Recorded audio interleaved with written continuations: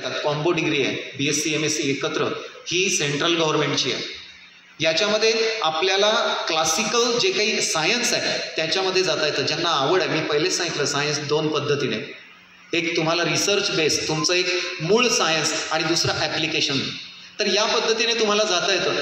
खूप खोलवर या गोष्टींचा विचार करता येईल. अनेक वर्षांपासून मी बघतोय की आपली जी मुलं आहेत, आपले विद्यार्थी जे आहेत, आणि विशेषतः जे अत्यंत सामान्य घरातून आलेले आहेत, पालकांना वाटतंच की आपल्या मुलाने बाहेर जावं, त्याच्यासाठी आपण इतका खर्च करावा, सगळं काही करावं.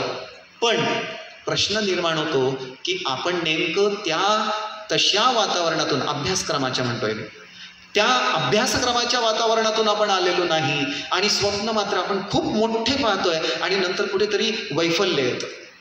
आणि म्हणून सुरुवातीलाच आपण आपला गोल, आपलं ध्येय निश्चित करून चाललं पाहिजे. 10व्या वर्गानंतर कल चाचणी असते. मी आता तर यावर्षी शाळेमध्ये आमच्या ते सुरू पण केलं आहे की विद्यार्थ्यांची कल चाचणी झाली पाहिजे, त्यांची टेस्ट झाली पाहिजे की त्याचा कल कुणीकडे आहे, त्याचं इन्क्लिनेशन कुणीकडे आहे पाहिजे, आणि त्यानुसार मग तुम्ही तुमच्या वाटा निवडू शकता.